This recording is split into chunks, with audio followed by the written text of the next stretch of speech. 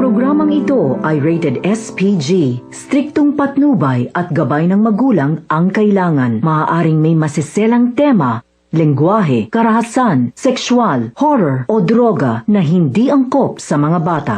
Magandang buhay mga kaseryanatics! Halina't samahan niyo ako at ating talakayin ang mga maiinit na kaganapan ngayon sa mundo ng mga teleserye. Pero bago ang lahat, ay hinihingi ko ang inyong tulong. Ay subscribe, like, and share ang ating munting channel upang updated tayo sa mga bagong kaganapan na nangyayari sa mundo ng teleserye. Tara, simulan na natin!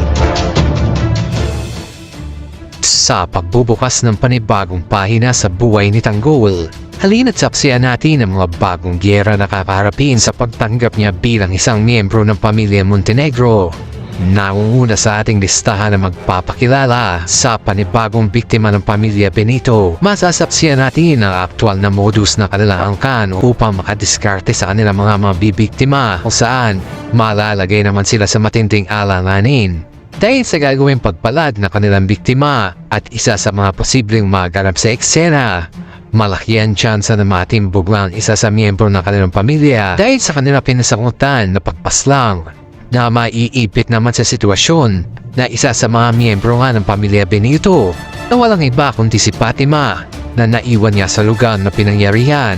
At dahil sa pagkakaipit niya sa sitwasyon, makikilala niya na nga ang isa sa mga kongresman na si Miguelito na maaaring tumulong at sumagip sa kanya sa kapamakan at maging dahilan ng kanyang pagkakautang na loob at gawin ang lahat upang makabayad niya sa tagapagmana ng pamilya Guerrero.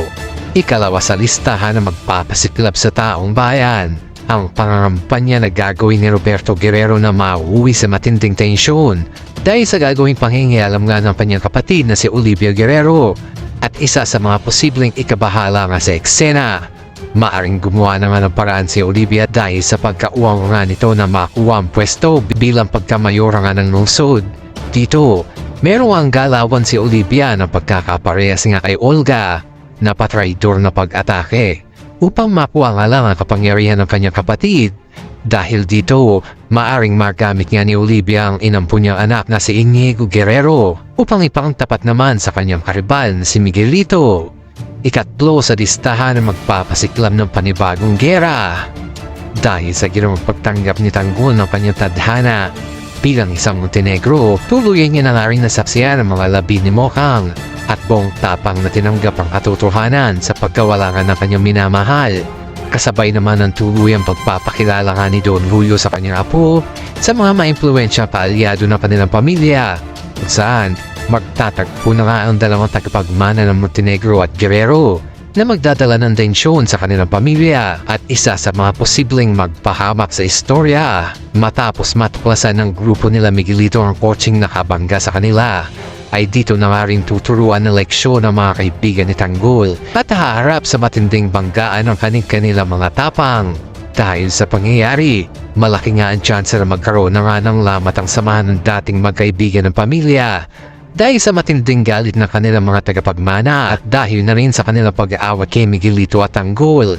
Malamang dito na nga rin matutulduhan ang samahan nila Roberto at Ramon dahil sa malaking banggaan na magaganap na kahit miyembro ng kanilang pamilya ay labis na ikakagalit nga ang gulong hatid na salpukan ng dalawang tagapagmana na mauuwi sa pagkaubos na panika nilang mga lahi. At yan ang tatlo na teorya na ating pakakatutukan sa darating na Lunes. Pero kung bago ka pa sa ating channel ay huwag mo naman ikalimutan na i-like at share at subscribe mo na rin ang red bell button para updated ka sa mga bago pang kaganapan na nangyayari.